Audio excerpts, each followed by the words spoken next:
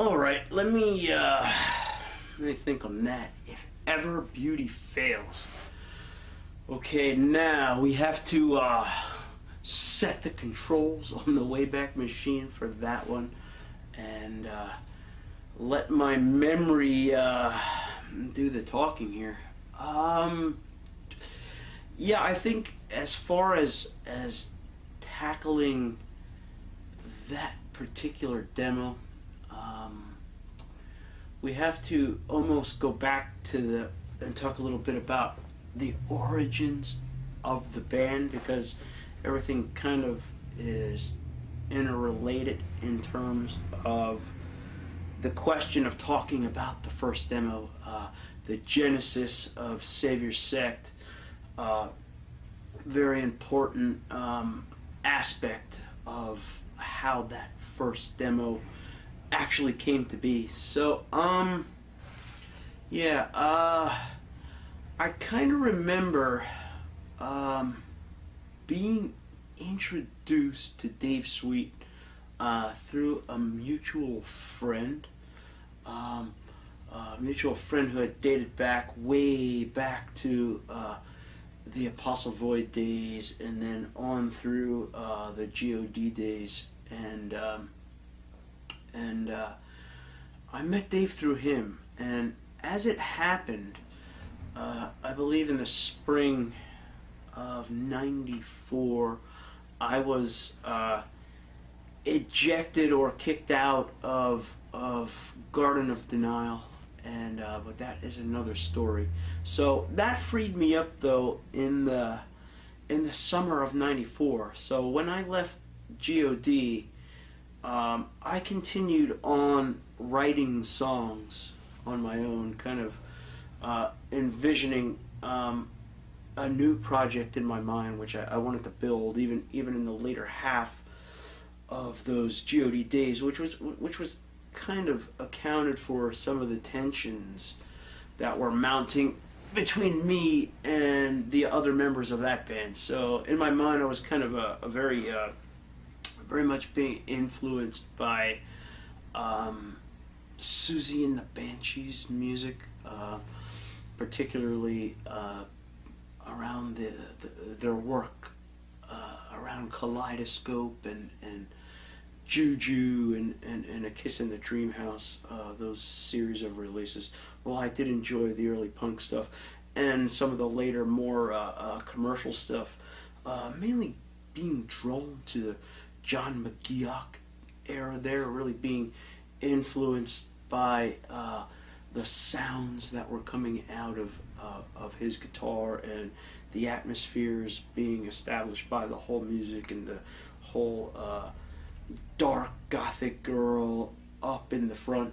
Very important things to me in those days. So God obviously not being any of those things, I was kind of perhaps growing in a different direction from those guys, and really wanting to explore other avenues of music at that point in time.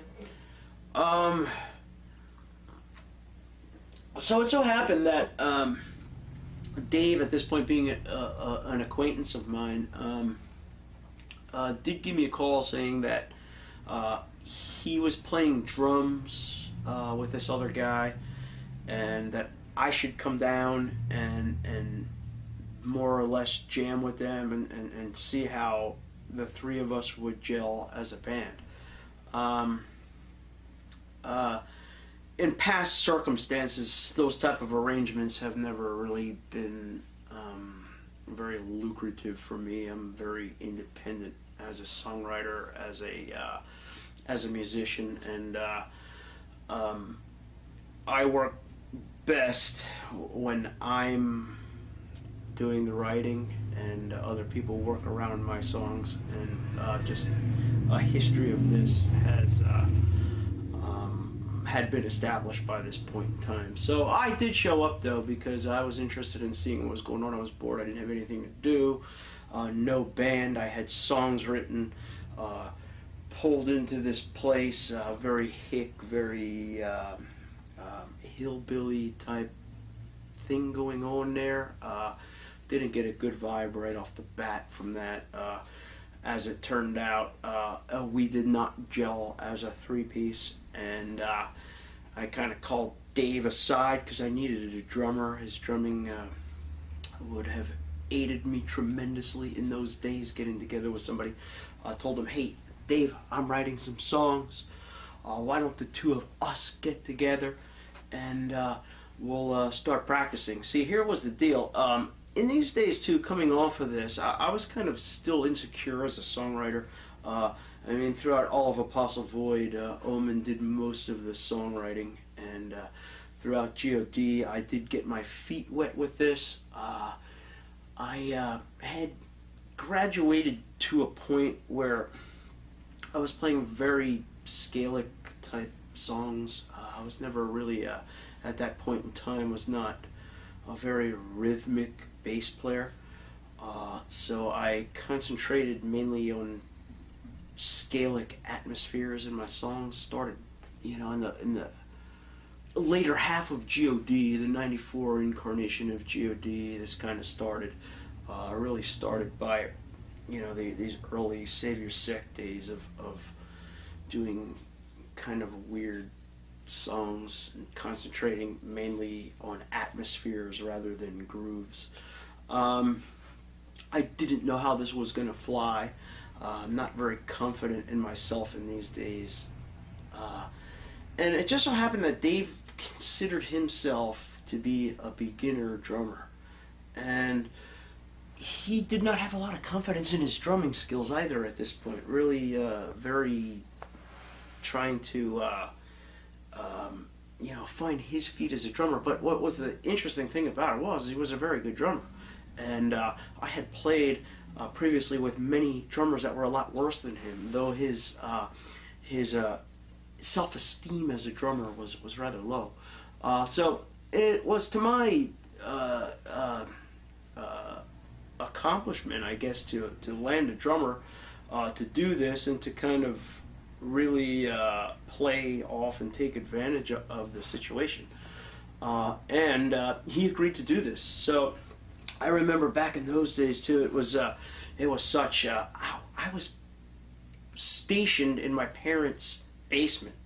Now that had been the practice place of Apostle Void many years before that, and now it was beginning to be restationed down there as band home front, and it was ground zero for the band. Dave was facing DUI issues, if I remember, and did not have his license. I would find myself going over and picking Dave up at his apartment, driving back to my parents' place where we did play on his drums, and we spent we got together initially. It was July the 4th. That sticks in my mind, being a holiday and such, and that was our initial meeting with this other guy. So it would have been July 4th into July and into August when we actually we played just him and I, and we worked out quite a few songs in that period of time. Some of them I had written and some of them we worked out, and it was just drums and bass, and we practiced all the time. I remember running over there, picking up Dave's butt, and we practiced all the time, and I was pretty fanatical at this. I know God had practiced a lot as well, and I was very accustomed to a very rigid practice schedule in those days, and we became very tight at what we were playing, and all the while we were auditioning guitar players, and couldn't find the sound with that. Nothing seemed to work out early on with our auditions. Also of note with those early days as well, I kind of remember Dave and I really having different outlooks on the music. He was very rock influenced and very commercial, should I say, in his thinking towards the music. So the guitar tracks that he was looking for were something very different than what I was looking for. Again, my mind was more really seeking out a very artistic, very creative guitar player that had some really abstract ideas. Um, Coming from God, I had was kind of trying to rebel against the straight power chord thing that was going on. Guitar follows bass precisely.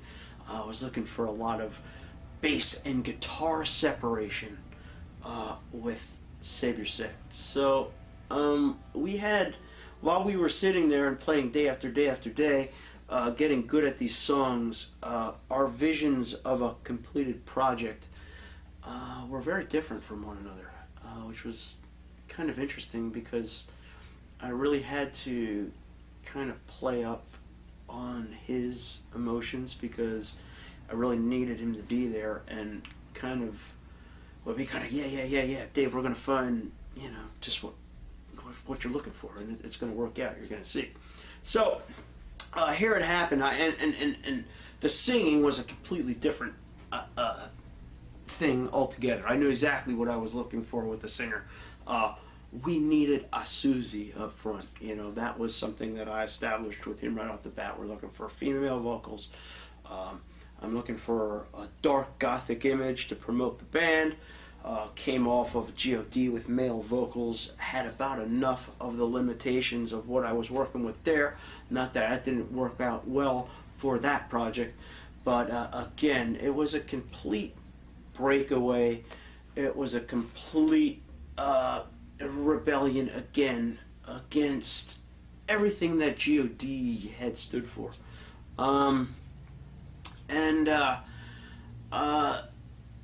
It was a quest to find certain image types, I guess, to make Savior Sect, or to create Savior Sect into something that I was really envisioning. So ultimately it became my own vision here with trying to get this band piece together. So anyway, we did meet the singer. We met Anastasia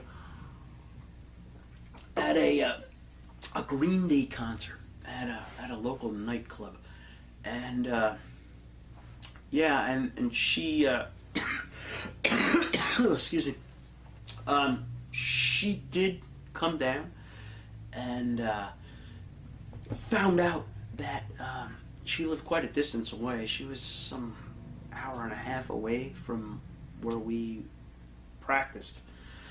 And it took a lot of dedication on her behalf and a lot of interest in the band, obviously, to make the trip down to practice.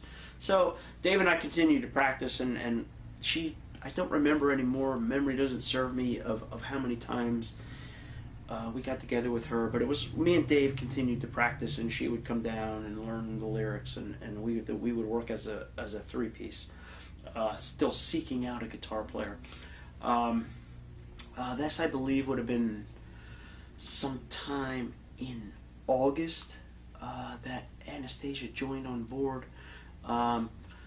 And still the quest was to find the right guitarist. I mean, we had everything going at this point. The singer fell in line. Anastasia had the perfect look. She could perform. She could sing. And we kind of had these strange kind of punk, scalic, jamming type of songs in those days, but not without atmosphere. Those early tracks that would comprise If Ever Beauty Fails, and of course later Suicide Cult. So I believe, if I'm not mistaken, we Dexter came down in September of '94, if memory serves me correctly. And when I heard his guitar playing, it was really, really, really obvious of who the guitar player. Brilliant stuff. Came down, just played these crazy guitar parts. Everything I was looking for. I couldn't believe that I found this lineup of, almost kind of magical to me at this point, because we had the great front person, we had this great guitar player who just kind of jammed around my bass lines, didn't follow it directly, played these crazy scales, these crazy rhythms, and just kind of fit right into my vision of what Savior Sect should be. And things started to progress from there. So once we had the whole lineup of the band, things kind of fell together rather quickly.